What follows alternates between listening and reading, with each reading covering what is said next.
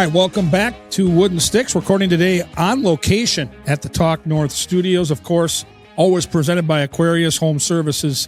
And, of course, our sponsors on this show each and every week that make it happen. John Schweitz, Minnesota Masonic Charities, Lexus of Wyzetta and Maplewood, and, of course, our friends at Onyx Fish and Onyx Maps. Our special guest today, Mr. Mark Rosen. Rosie, it's Olympic time. It's great to connect with you again. How are you taking in the Winter Olympics here now in 2026? Sparingly, and then really probably ratcheting up with the hockey starting, as we know right now. I've been watching, certainly was riveted like a lot of people were to see how Lindsey Vonn was going to do. And her actual event took place like at 4:30 in the morning, and I wasn't going to get up to watch that.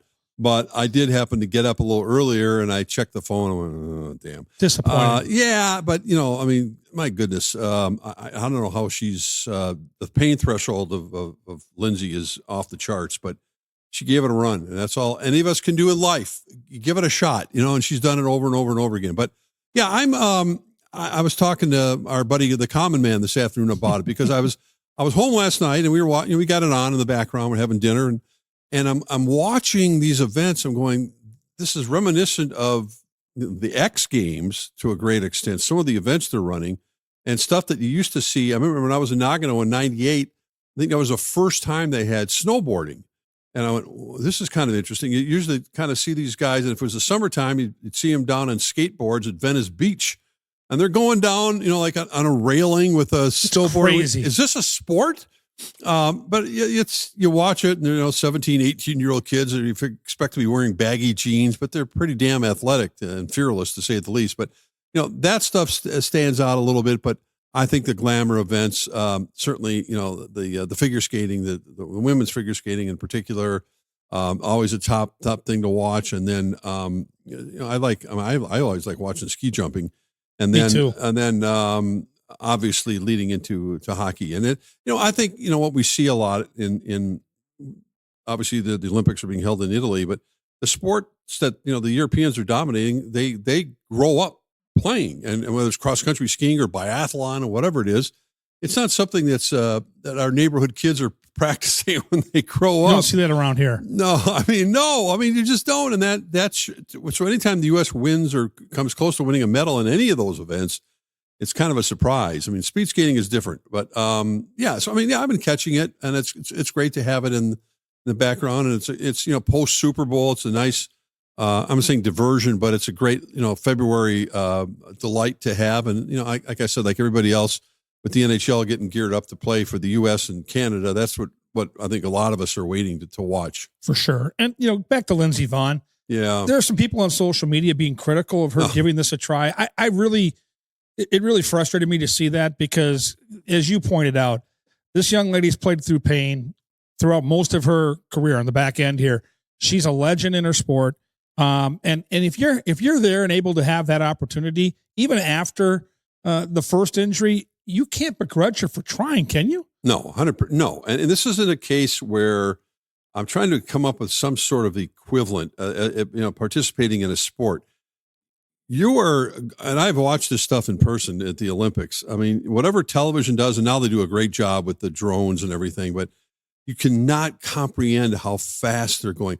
So she's not just mentally trying to overcome the latest injury that she had, the ACL tear before the Olympics, but then realizing you're going, 80 miles an hour down a mountain. And there are no brakes. It's frightening to watch. And you're likely risking another major injury, which unfortunately she suffered, another surgery and in the hospital. But damn, that's a courageous woman. And I remember, covering Lindsay Kildau when she was over here at Buck Hill. Unbelievable. Growing up here in Buck Hill, and her dad and the family support, and watching her ascend to, the best in the world, and, winning a lot of times. Again, I'm just talking about how a lot of these events, Lindsey Vonn won a lot of World Cup skiing events, and people in the United States had no idea. Right. Because we're not paying attention to it. It's like, okay, there's a World Cup event in somewhere in Finland or whatever. And it gets a little notice, but over there, it's a big deal. Here, huge, not so much. So, for her to, give it one more shot and have to pay the price. It's not like you went out there and went, okay, I'm going to have a sore wrist or sore. She broke her leg. She broke her leg. And she's, I mean, it's like, go down this mountain and hit the gate. And obviously it was one little thing, right? It was a right pole, right arm. Yeah. And I'm sure the gate, and that sent her down in a hurry. Technically, she was probably favoring something. It was just, it was almost insurmountable odds to try to overcome that. But yeah, I mean, I don't know anybody being critical of what she was trying to do. I couldn't be. Let's talk about attending the Olympics, something I've never done. Mm-hmm. You have. How many have you worked? Well, the first one, of course, was 1980 in Lake Placid. I went to, believe it or not, they sent us to Calgary in 1988. Yep. I don't know why. It was ABC was covering it, and it was a really warm Winter Olympics. I just remember being there, like wearing a spring coat when they had. Was that the Eddie the Eagle? That was Eddie the Eagle. Yeah, good memory. And Calgary was a great city to host it. I remember doing stories with because a lot of the state representatives were there talking about, believe it or not, light rail. And in 88, Calgary had a terrific light rail system. And I remember I may have been governors. I was perpetual governor at that time. And all these politicians were there looking at it. But Calgary was a very progressive city. But I'm not quite sure why we went. I just don't have a lot of memories of it. And then the last one I did, because then CBS got out of the Olympic business, was 98 in Nagano, which was a wonderful experience. That was, the people in Japan were tremendous. That was kind of the emergence of women's hockey.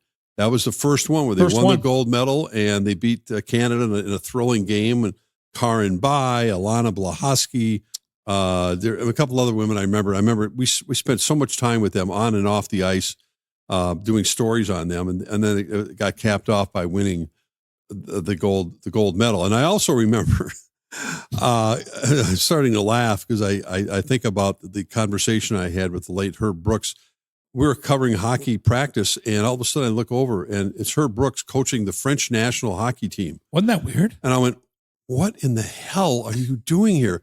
I said, your own players can't understand you. Do you think these guys can? And he gave me one of the best interviews I've ever had with Herbie about, but I'm thinking, of course it makes sense that Herb Brooks, in total anonymity, coaching the French French Olympic hockey team with no chance of winning. No shot at the medal. Zero shot, but he just, you know what, he loved to coach. So I do remember that stood out, and I had a real kick out of seeing him. That was the last one. Had a blast doing it. The people, the coworkers I worked with, we were there, for, 21, 22 days and came back. And it's a grind. I mean, it's covering these things. I remember, obviously, locally, CARE's been doing it for quite a while, and they sent their people over there for quite a while. But the time difference kills you. You go to bed. You get up, and the first thing I'm doing is like the 6 o'clock newscast at whatever time it was over there, because everything had already happened. You get up the next morning and you do your show, and then super weird. Yeah, but it was fun. I have nothing but great things and great memories of all that. So let's go back to 1980. I've made the trip to Lake Placid a few years ago, and I got to tell you, Rosie, I was blown away at how small that town is. And from talking to the locals, it looks a lot now like it did back in 1980. How in the hell did they pull that off? Did they get an Olympics in that small a footprint? Well, it's crazy. Yeah, getting it there is probably a story I'm not even quite familiar with about how they got the actual rights to host the Olympics there.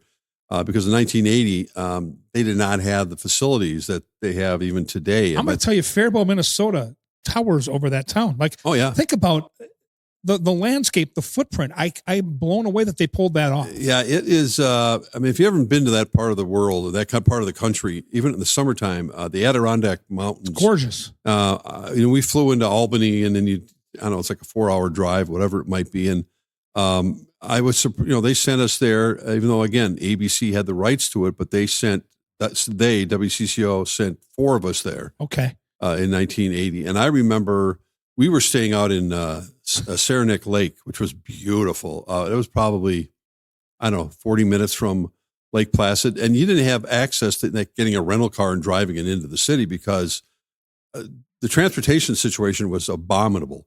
And they had media buses that would come. Ooh. And you'd have to get on the bus and get into town. And then you'd have to have a shuttle bus that would take you out to, I remember Cindy Nelson was the skier we were covering. So it wasn't just a hockey team, but you'd have to cover other events. And the transportation thing was a disaster. So you'd have to leave early in the morning and not get back till late at night. There's no going back and forth. No, and that was before we had the technology like we have today. We weren't doing, obviously, live shots in 1980. You didn't have the capability of doing any of that. So we would have to record a whole bunch of stuff, the interviews we would do. And then our photographer, the late Larry Cohout, was great. He'd have to get up early in the morning and end up getting a ride to the Lake Placid airport to take that tape that he had shot and fly it back to the Twin Cities in time to get it on the air. Now, CBS did have some capabilities of getting some stuff on their feed, but it was pretty archaic back then.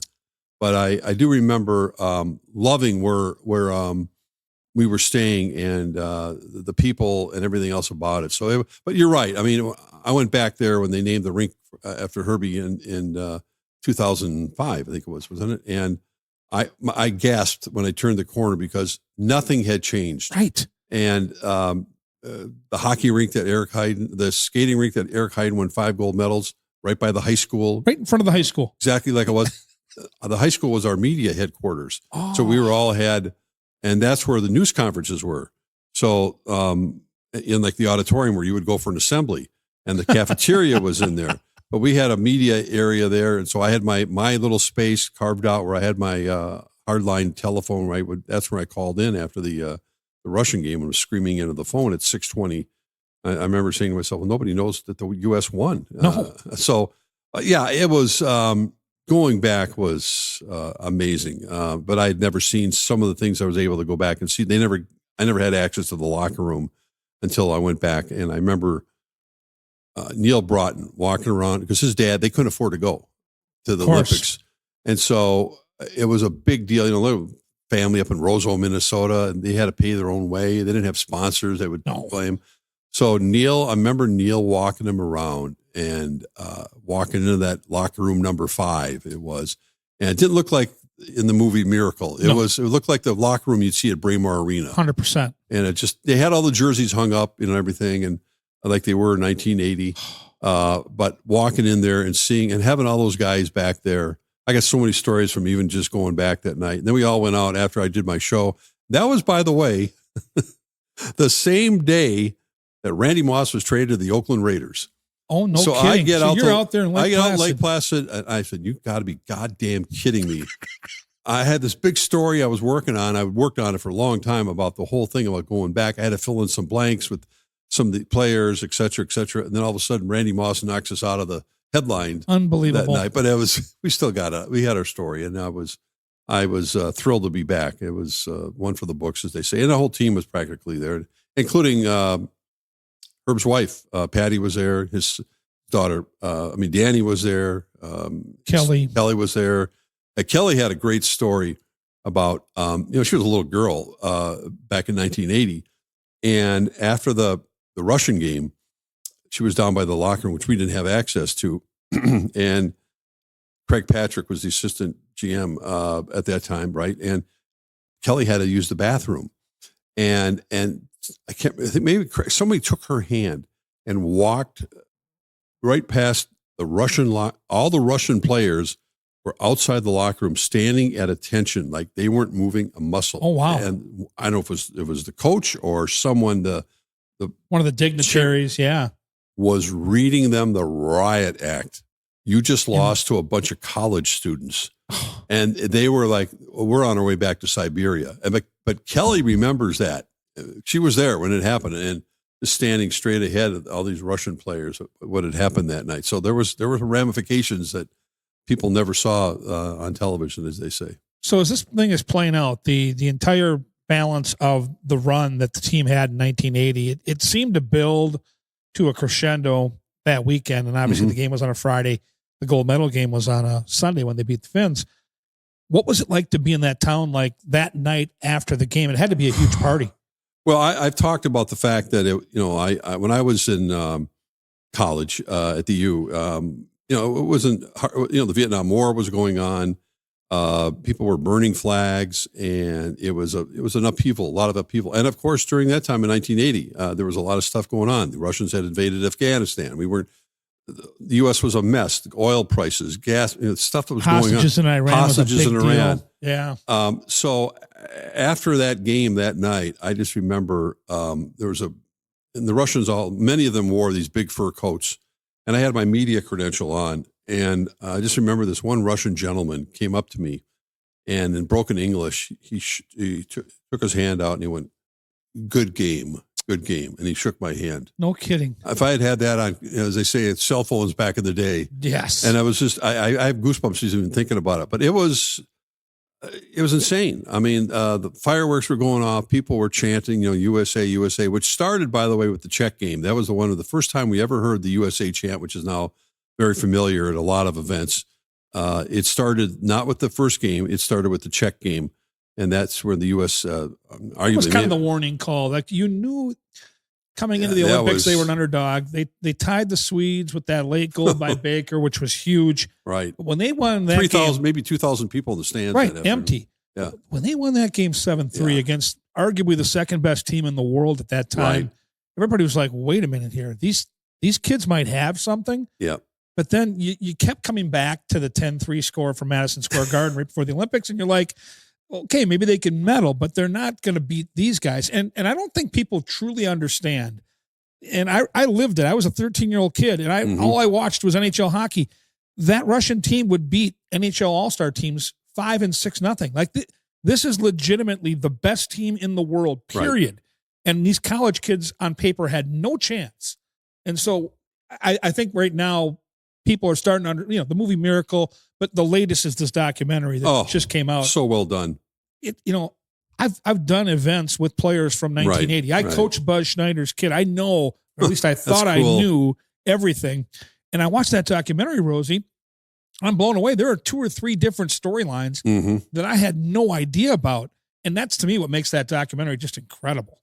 Yeah, and you would think after all these years later, every story has been told that could possibly be told. Right. And yet that documentary opened up, and it's good for the new generation, because I started thinking about that. It was 1980. How many years ago? 46 years ago? Yeah. I mean, you have to be of a certain age. Like us. Yeah. I mean, to remember it, I mean, my son's 40 and he, of course, has no idea, and he wasn't born. But if you're a 50-year-old, you barely remember it. Right. So, I mean, but then you realize I remember every second of being there, every second of every game I saw. Not just the big ones, but when they played Norway or West Germany, after they beat the Czechs, they'd play at an arena, not in the big arena. They were playing at an arena the size of Braemar Arena. They were playing there was an auxiliary arena right next door to the big one. And the U.S. would play, 1 o'clock in the afternoon against West Germany. It'd probably hold 2,500 people. That's it? That was it. And you'd walk in there and, they played the game, and they won convincingly for the most part. They were trailed pretty much every game, I think, but they were building up towards the Russian game. But those were the games that were just as meaningful, but they had to win them. But they weren't playing at the big sheet of ice. They were playing at imagine going to Braemar Arena and watching the U.S. play West Germany in an Olympic hockey game. Yeah, it was crazy, but better seats even there than I had at the big arena. But yeah, it was. And people forget. This Miracle on Ice, this greatest game in the history of hockey, which it arguably was not on live television. No. For people that don't remember, and I listened to the game on WCCO radio, 4:00 Minnesota time, that game was on. I'm having kids come into the house for my 13th birthday party. We're going to play knee hockey and watch the game. And I think it was Shakey's Pizza that my folks were bringing in. Of course it was Shakey's. Right? And so now this happens, and my dad's like laughing at me at the start of the game. He's like, why are you wasting your time? They're going to get killed. Just watch it at 8 o'clock when we have the party. Right. And so this happens, and now the game's over, and I'm listening on the radio. I'm like, this is unbelievable. And my parents are like, you can't spoil this for your buddies. I got 6 or 7 buds coming over, right? And they're going to watch the game at 8 o'clock. We're going to have this pizza party. And they're like, you can't spoil what's going to happen. Let them enjoy it. You're one of the few people I've ever met that actually listened to the game on the radio. Every second of it. It was, with the famous call from Al Michaels. I don't know who was even doing the play-by-play and what kind of a call he had. Wasn't nearly as good as Al Michaels. No. Because I think part of what makes the memory so special for a lot of people, and I'll put myself in this category, he nailed it. Yeah. Like, you know what? You get one shot, and the whole "do you believe in miracles?" And people forget the gold medal game. They were down 2-1 going to the third, and they rallied to win the game. And his line in that game was almost as iconic. It was. This impossible dream comes true. I get goosebumps every time I hear it. I know. But Al Michaels played a huge role in that moment, in that event, and I think it's really well covered in that documentary because he's a big part of that doc. Well, and Al Michaels, I mean, it was kind of an afterthought. Have you ever done hockey before? No. You want to do it? Yeah, I'll do it. You know, he was not a hockey guy. No, he wasn't at all. And Ken Dryden was the color guy, a famous goalie for the Montreal Canadiens. And yeah, I mean, it was scary. And I never saw, of course, any of the actual coverage because I was at the games, to try to absorb all of that. But yeah, it was, the atmosphere was, electric beyond words. I mean, so when Eruzione scores that goal, there's 10 minutes to go, Rosie. You're in the building. I want to know where you were in the building, right, and how loud it got. Well, I had an assigned media seat, but I couldn't get to it. I was standing up because I knew I had to. Unfortunately, I'm tall. I could see over the crowd. I was planning my exit because I knew, they didn't have TV commercial timeouts. So I was, figuring that I knew the game was going to end around 6:20 Minneapolis time. I see what you're saying. So I had to run across the street to the high school where the media center was. And if I was trapped on the other side of the rink, I would have never made it there because I had to call in. And so I thought, where am I going to stand? And win or lose, whatever the case may be. You've got to make this call. I got to make this call. And I had a phone assigned to me. So they cut into the news and they have a picture of Mark Rosen and this is live. Right. It's a regular newscast. And so, I was standing up, and when Eruzione scored, I mean, it was pandemonium. I've heard, we've all been in loud arenas before. I've never heard that kind of a sound in my life. And then, as all these guys, the Rob McClanahans and Buzzy Schneiders have all documented, they had the longest 10 minutes of their careers. Nobody wanted to touch the puck. Rob talked about that. Nobody wanted to be responsible for making a mistake. And they're saying to themselves, we got 10 minutes. We got to stop the greatest hockey team in the world. And they could score 6 goals in those 10 minutes. And they had to keep them off the board. So that whole part of it, my whole stomach was just jumping. And I just remember, as soon as that horn sounded, I just bolted across the street. So I got there pretty quickly and called the hotline and got on the air and was screaming into the phone. I wish I had a recording of that because Wouldn't that be fun to have that? Oh man, it was. And then I went back out in the street, and then I was able to go back, to the high school area where Herbie didn't allow any of the players to talk to the media during the course of the Olympics. I had access to Herb because we were one of the local guys that was there after games. So he would do his news conference, and he was even kind of downplaying it a little bit. They obviously beat the Russians, and we all know what that meant to him. But at the same time, I remember interviewing Herb. I had a one-on-one with him, like in front of the locker after that, it was all over. And I remember asking him, I said, what did you tell the team? And he literally pulled out this piece of paper. No, he didn't. Yeah, he did. And he had, you were born to be a player. He didn't say the whole thing, but you could see the gist of it. And I wanted to say to him, can I have that piece of paper? Oh, can you imagine? And I know that, I think during the documentary, I think they had a thing where Danny Brooks. They had it.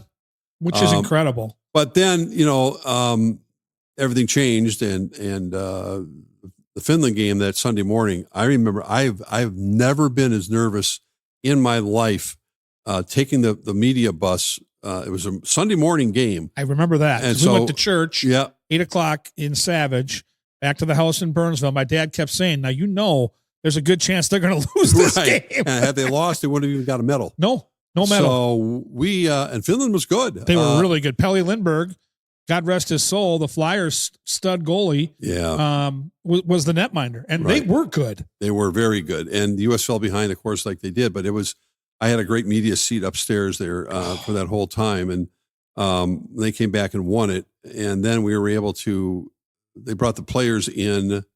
That's for the first time all the players were joking around and doing the Herbies, all the Herbieisms. And, John Harrington was the ringleader at that time. And then that's when I was watching a documentary and someone sent a shot of me on the bench. Rosie, I saw that on Twitter. I about fell out of my chair. Oh my God. I was actually watching the the documentary with my wife that night because I wanted her to see it, and I was, trying not to talk over too much of it because everything brought back all the memories. And then when Ruzioni called everybody up on the podium, and then as soon as that was over, the players kind of just did a little lap around, and I'm standing on the bench, and I'm trying to, these guys are going by Jim Craig, and and I know all the Minnesota guys real well. And I just grabbed Eric Strobel, who I'd done a whole bunch of stories with down in Rochester before we got there. And I grabbed him and I said, Eric, you did it. And he goes, Mark, we've waited since 1960, whatever, and da-da-da-da. I can't, but we won, and he was just, kid in a candy store. So that's where I did the interview, one-on-one with Eric Strobel and the U.S. I was literally 30 feet away from that podium. Which is incredible. Another one of those iconic moments. When they all jump on that podium together.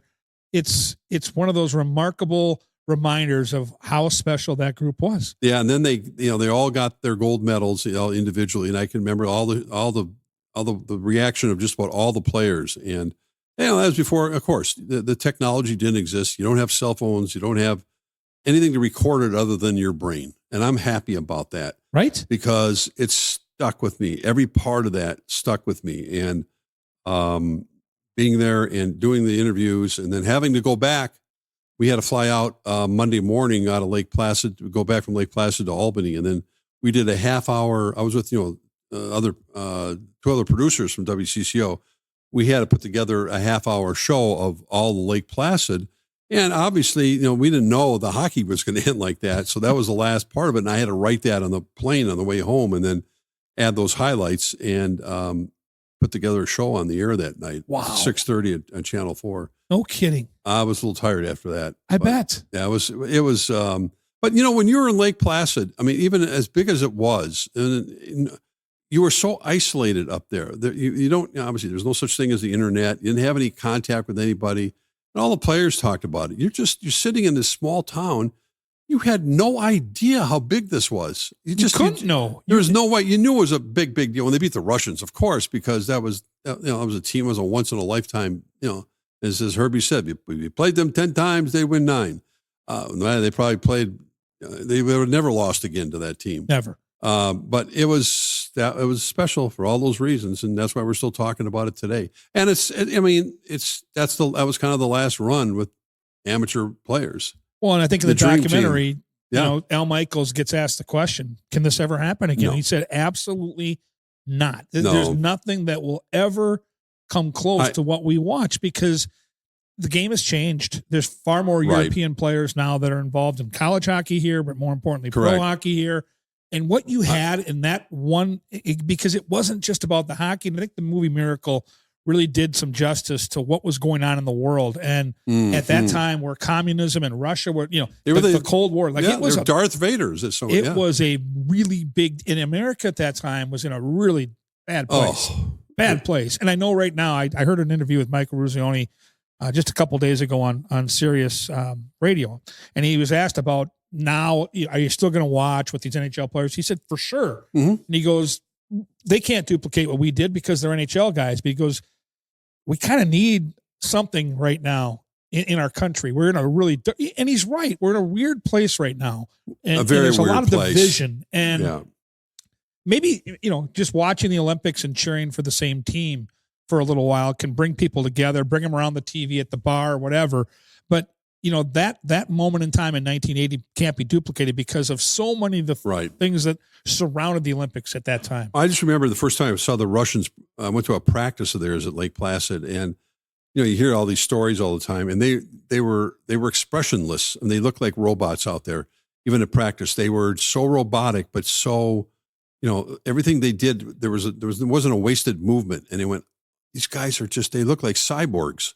And I think played like that. They did robotic, but beautifully. Yeah. Together. The idea that they were unbelievable. Benched the number 1 goalie in the world. And then they didn't know how to pull their goalie because they'd never been behind in the third period like that. Isn't that strange? But I hope that, and we know, you spend your career covering these guys, especially from the Wild players. I guarantee you that, the Brock Fabers and the Matt Boldies of the world putting on that USA sweater, and they're thinking about that because of the movie Miracle. They grew up with it. They grew up with it, and they feel it, and they represent that sweater. And it doesn't matter that they're professionals or they're going to come back and try to win a Stanley Cup. For this particular time, it's going to mean a lot. And they haven't won a gold medal in the U.S. since 1980. Think about that. That's a long wait. 46 years. Yeah, when you think about it, because the gap from the they call it the mini miracle in 60 right. at Squaw Valley to 80 was a big deal. This is even more than twice. I think they got a real shot, but I think when I look back at the movie Miracle and look back at this documentary, one of the really most poignant pieces is when they show those Russian players. And most times when you're the heavy favorite and you get beat, there's devastation, and you're looking anywhere but across the ice at the celebration. But what I remember, Rosie, is the look on their faces of almost amusement with how much those U.S. kids were celebrating and enjoying the moment and being kids.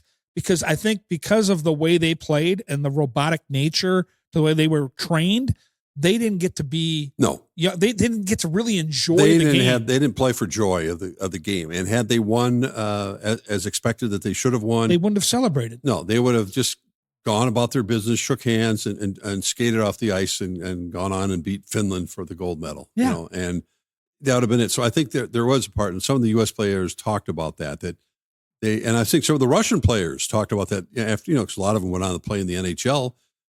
They talked about the fact that they were staring at the U.S. and not with anger, but I think with envy. Admiration and envy are two things I would say. Yeah. I mean, they're almost like saying to themselves, can you imagine playing the game with such joy, unbridled joy?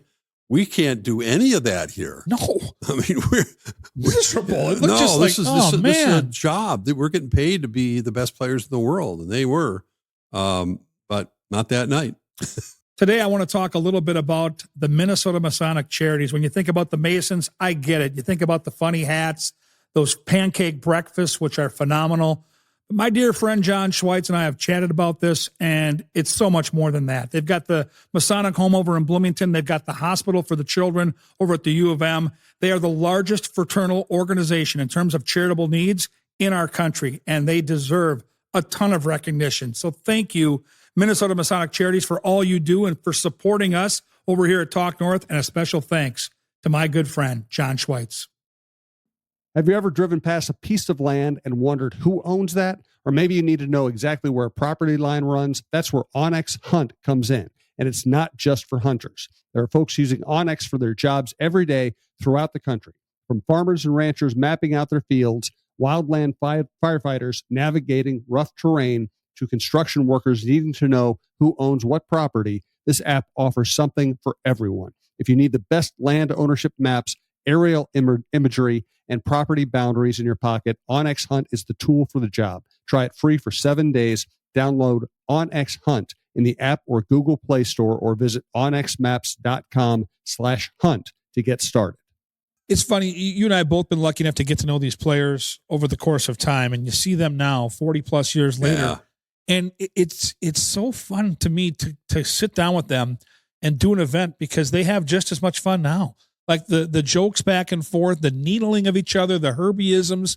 Every time I'm around them, whether it's a golf tournament or I sat down and did a banquet with them last year at a place called The Ranch, which is, where hockey players that are having struggles after the game, right, in honor of Mark Pavlich, go to kind of recoup. Military guys are also allowed on that area. It's up in Sauk Rapids. But my point is, they're still such a tight-knit bunch, even though they're spread out all over the country. And they're all, doing different things, and now they're grandpas and they've got families. But you get them together, and it does bring back all that chemistry they had on and off the ice. Yeah, I think they talk about the fact that when they went to the White House to visit President then Carter at the time, all of a sudden it dawned on them this was going to be the last time we're going to be together as a hockey team, and that was it. They said goodbye to each other, and off they went on their separate ways. And some of them went right to the NHL, some did other things, and that was it. So they've had all these reunions, and they've all been special. But as Rob McClanahan said when I did the podcast with him, he talked about when we get together, we talk about families. They're not necessarily breaking down the third period of the Russian game, but I always asked, and they've all talked about it, Rob in particular, who was who knew Herbie too well. And I remember going out after they renamed the rink for Herb, and we went back in 2005 and went across the street to the place with a little watering hole over there, and all the players were there. And it's funny because Steve Janisak, I've gotten to talk with a bunch of times. His great story about meeting his then future wife, who was a translator. Really cool story. Yeah, great story. He didn't play a second in the Olympics, but ended up really hitting the jackpot. He won. Yeah, but I remember asking a lot of those guys, what would it have been like if Herb was here tonight? And would he have been relaxed? Would he been? And they all pretty much said the same thing. Yeah. I mean, we feel the ice had been broken, especially with he was still our coach, but he would have been able to shoot the shit with us and have a beer and be that way. And of all people, Rob McClanahan knew that because he was kind of his whipping boy, as we know. But I felt that he was still our coach, but I think that by then the guard would have been dropped a lot more, and it better have been after all these years. Yeah, it's really sad that Herbie was taken from us so long ago, 20 plus years ago. Incredible. Because this team and this story has lived on so brilliantly. And I know he was a big part of the movie and when they were developing the storylines and trying to keep it as accurate as possible. He was a big part of that. And unfortunately, he died before the movie actually came out and became so popular. I'll never forget being up at the XL press box, and I was there at a game, and Herb Brooks is sitting 2 stools down from me. And I went over and started talking with him. I said, "Oh, hey, Herbie, what's up, man? What are you doing here?" He gave me his card because he was a scout for the Pittsburgh Penguins at the time. And he starts telling me this story that he goes, "Well, I was just got back. I did this. I was hired as a consultant for this movie, a Miracle." And I said, "Oh, they're doing another one?" I thought it was like another that awful made for TV movie. Carl Malden. Yeah, that was terrible. And he goes, "No, they had me on." Yeah, and he's poo-pooing. I went out to Vancouver and was a consultant with that's where they filmed a lot of it. And I said, "Oh, so this is going to be a major motion picture?" He goes, "Yeah." And then he paused, and I remember him going, "I guess it was kind of a big deal, wasn't it?" I went, "Yeah, Herbie, it was kind of a big deal." Sounds like something he would have said. Isn't it? Yeah. It's just crazy. And, of course, during that time before that, we got a chance to work with him, as you know, during the high school hockey tournament. And he was a big part of that. Oh, I'm telling you, Herbie was still Herbie. And I kid, because, Louis was on there, of course, and Herb and the late, great Doug Woog. We had quite a cast.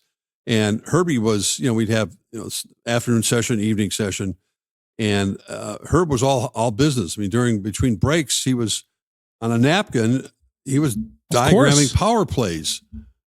Louis is making reservations for Mancini's. Louis can't wait to get out of there. He doesn't want overtime. I'm telling you that story. When I'm on, I can't remember who. It doesn't matter. You may have been playing in the games for all I know.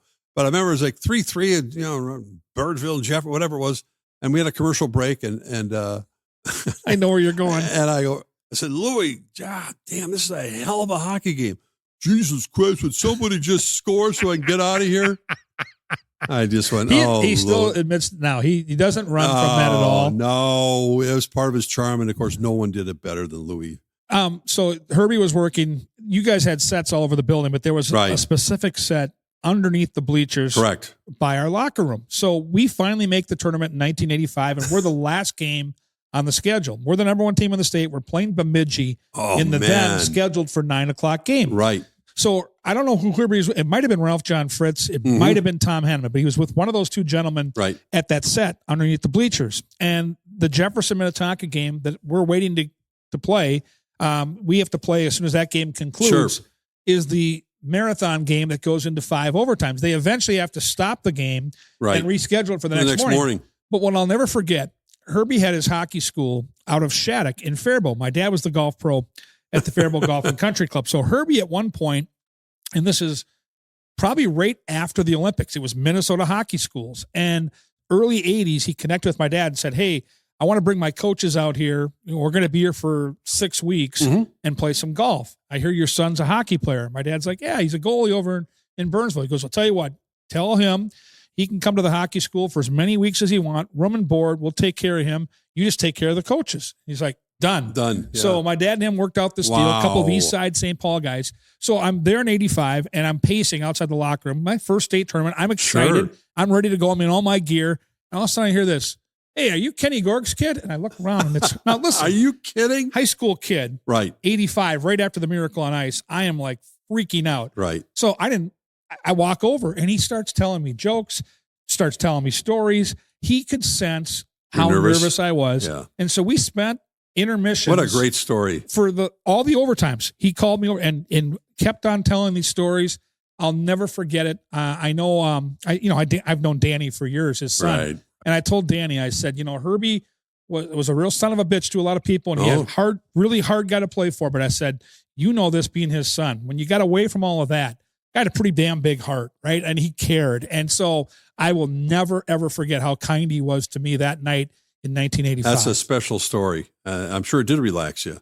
It helped a ton, and it gave me almost wings. Like Herb Brooks is spending time talking to me. Yeah. I was freaking out. Like literally, it was so cool. It got my mind off what we were about to go out and do. We ended up starting the game at, I think it was 11:30, 11:45 at night. So Lou Nanny could not have been happy with that schedule at all. And then he had to come back the next morning. Remember? Correct. They came back at 9 o'clock the next morning. And so we get to bed about 2 or 2:30. And Coach Osiki, our coach, great coach, Tommy. Yeah, awesome guy, but he's a pretty tough-nosed guy himself. And he gave us the big lecture like, hey, you're not getting up. We're going to be playing a conference opponent that we know well. We played Minnetonka twice. We played Jefferson twice. Get your sleep.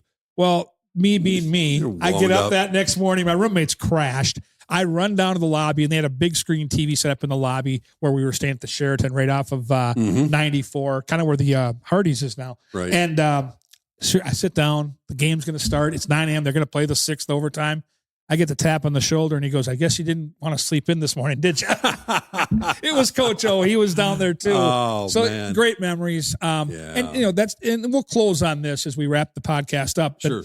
The state tournament, Rosie, looking back at what it was, and I think it's hard for a lot of people that listen now that are maybe younger that come to Wooden Sticks to hear all the great memories we have. But the one tournament, the Channel 4, the money you put into it, the music videos that every school got to do leading into the tournament, like 1980, it can never be duplicated. Well, and it just, we have a lot of pride, all of us who worked on it. I mean, everybody, the whole station got involved. And I went to a funeral earlier this week, unfortunately, for Ron Hamburg, who was our news director and general manager, who negotiated that contract with the State High School League for, $250,000.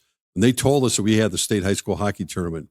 And then not only did you get paid that kind of money, think, well, maybe they'll go buy in the cheap. No, they didn't spare a dime that didn't need to be spent. And we had the whole station all over the state doing stories and videos. And I think everybody realized how special this was and working with some of the best people I could ever imagine. Unfortunately, a lot of them aren't with us anymore. You mentioned Herb, Tom Hanneman, Tony Parker, Doug Woog, let's say RJ Fritz. Yeah. They're all gone. And I just get emotional about it, but I got to share all those memories with them. I remember we did the first tournament we did, and we did a special half-hour show right before the face-off of the championship game.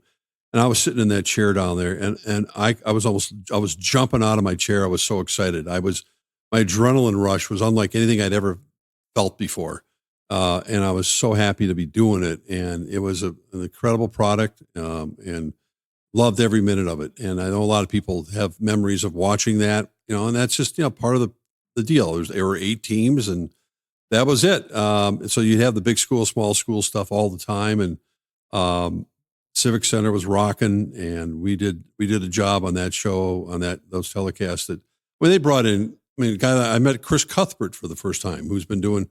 He's still calling games for Hockey Night in Canada. I know. And he still talks about the fact that one of the biggest thrills he ever had was covering the State High School Hockey Tournament here. So happy he called our game in 85. Yeah. So he was on lead vocals in 85. Man. You were working the game. We're now friends. And Tom Hanneman and I worked for almost a decade at the ballpark covering the Twins. And what a sweetheart he was. And he was so good to me. When I came over and made the switch, because I was mostly a hockey guy for a long time at our station. And then I kind of went over there and did nearly a decade of Twins work. He took me under his wing. And we always talked about this. The first time we met was 1985. That buzzer goes off, and he was the reporter grabbing you on the ice that grabbed me and did that first interview. And, Tom was one of those guys that if he was able to connect with you, and if he, would work with you, and he just cared so much about everything. He wanted the product to be good on the air. He wanted the chemistry to be good when the cameras weren't rolling. And if you were one of his guys, he took care of you, and boy, did he take care of me. What a wonderful human being. But I don't think people realize, like, before you guys had it at WCCO, it was an ABC product. Right. They flew in Howard Cosell. Oh, I remember. Now, Howard Cosell at the time was the biggest sports broadcaster on the planet. Correct. End of story. He was hosting the Minnesota Boys State High School Hockey Tournament. Think about that. Yeah, it was that big. And it's still, I mean, I'm not going to throw cold water on it. It's still awesome. It's a wonderful tournament, and it's just the way it is. But the games, as you remember the games, I remember a lot of them as well. But more than anything, I remember, and it's sort of a microcosm of my career and the life and that you have, and you know better than anyone as well, Kev. The relationships you have that are enduring and that you enjoyed, and unfortunately, as we mentioned with Tom and RJ, and start to lose some of your good friends. You lose them, and you realize, man, you want to appreciate all of it because it goes by too fast. And it does. It just loved every minute of it, and wouldn't trade it for anything. Well, I'll tell you what, we had the best seat in the house for a lot of the best moments in sporting history, especially when you think about the state tournaments and, of course, 1980. We're going to wrap right here. The great Mark Rosen. This is Wooden Sticks. And again, the Aquarius Home Services studio on the road today, on location at Talk North. Our producer, Alex Haugen, putting this production together. Rosie, thanks for doing this. My pleasure, Kev, of course, anytime. Go see a good movie.